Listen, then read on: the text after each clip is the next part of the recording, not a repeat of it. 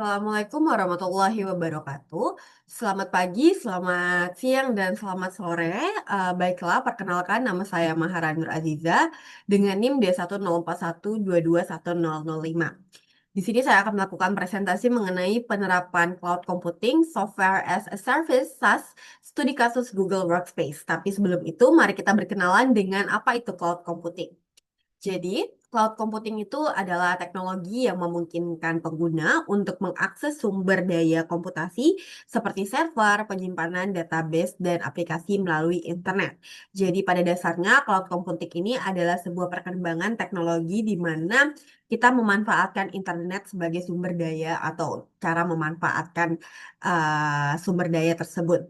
Selanjutnya, cloud computing ini juga dibagi menjadi beberapa bagian seperti itu. Ada yang namanya infrastructure as a service, kemudian platform as a service, dan juga software as a service. Mungkin kalau dari namanya kita belum familiar, namun ketika kita sudah tahu produknya, kita tahu bahwa ini dekat dengan diri kita sehari-hari. Dan maka dari itu, di sini saya akan membahas salah satu dari layanan cloud computing, yaitu software as a service.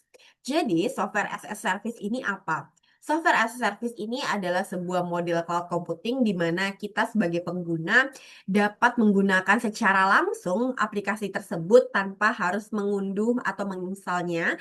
Jadi kita hanya memanfaatkan internet untuk mengakses aplikasi tersebut.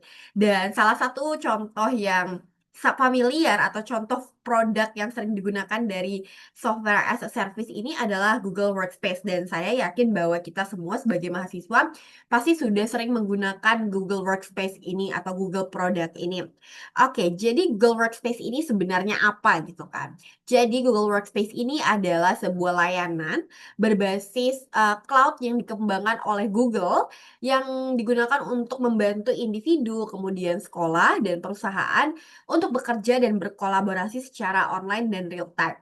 Dan di sini sudah ada gambar logo-logo dan mungkin kita sudah familiar dengan logo-logo ini karena kita juga memanfaatkannya setiap hari. Yang pertama itu adalah Google Mail atau Gmail, kemudian adalah Google Drive, ada Google Maps, dan ada Google Classroom, di mana Google Classroom ini mungkin sering kita gunakan apalagi pada saat COVID kemarin gitu. Kemudian ada Google Calendar, kemudian ada Google Form, ada Sheet atau Spreadsheet, ada Slides, Google Slides, ada Google Site, ada Google Meet, dan juga ada Google Docs, serta Google Keep untuk mencatat, dan yang terakhir ada Google Chat, dan masih banyak produk dari Google Workspace yang disediakan oleh Google ini, dan tanpa kita sadari sudah kita manfaatkan setiap harinya. Oke, selanjutnya tadi kita sudah menjabarkan terkait dengan Google produk yang disediakan oleh Google Workspace. Tapi walaupun produk itu diakses secara gratis, Google ini juga menawarkan beberapa layanan paket gitu kan untuk menggunakan layanannya. Yang pertama adalah paket Business Starter, yaitu bisnis untuk usaha kecil, Business Standard, dan Business Plus. Dan yang terakhir itu adalah Enterprise, di mana Enterprise ini adalah layanan yang disediakan oleh Google untuk perusahaan yang sudah besar skalanya. Jadi dia memiliki kontrol penuh dengan menggunakan produk-produk Google, dan ini berbayar gitu. Jadi untuk harganya itu sesuai dengan kelas yang kita beli seperti itu. Oke, tadi kita sudah berbicara mengenai apa itu Google Workspace, kemudian apa saja contohnya, kemudian layanan yang disediakan atau paket yang disediakan oleh Google, dan selanjutnya kita akan berbicara mengenai kelebihan. Kelebihannya yang pertama adalah Google ini dia antara produknya terintegrasi satu sama lain. Jadi contohnya adalah Google Drive yang terintegrasi dengan Google Mail, kemudian juga Google Meet yang terintegrasi dengan Google Mail, dan dia bisa disentralisasikan dalam satu Google Mail untuk setiap produknya. Kemudian dia bisa diakses mana saja melalui via browser ataupun HP.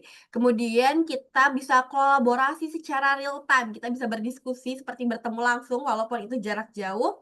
Kemudian jaminan keamanan yang disediakan oleh Google dengan memproteksi data Google-nya. Kemudian kita tidak perlu menginstal softwarenya. Ya, ini merupakan salah satu definisi daripada SaaS itu sendiri. Oke, selanjutnya Walaupun tadi Google itu banyak kelebihannya, tapi Google Workspace ini juga terdapat kekurangannya. Yang pertama, membutuhkan koneksi internet yang stabil untuk mengakses produk-produknya. Kemudian, data ini bergantung pada penyedia layanan. Dan yang terakhir ini adalah fitur terbatas tanpa langganan premium, atau jika kita tidak membeli paket-paket tadi, kita mungkin tidak akan bisa mengakses produk tersebut dengan apa ya, tidak akan sebebas atau seluas itu fitur-fitur yang bisa kita akses. Oke, selanjutnya kesimpulan. Jadi kesimpulannya apa? Yang pertama adalah Google Workspace ini merupakan salah satu contoh nyata penerapan dari SaaS atau Software as a Service yang menyediakan berbagai aplikasi produktivitas seperti Google Mail, Google Drive, Docs, Sheets, Slides, dan juga Meet. Kemudian, melalui layanan ini pengguna dapat berkolaborasi secara real time, bekerja dari mana saja, serta menikmati keamanan dengan efisiensi tinggi tanpa harus mengelola perangkat keras ataupun sistem itu sendiri. Baiklah, sekian dari saya untuk presentasi pada kali ini. Terima kasih dan wassalamualaikum warahmatullahi wabarakatuh.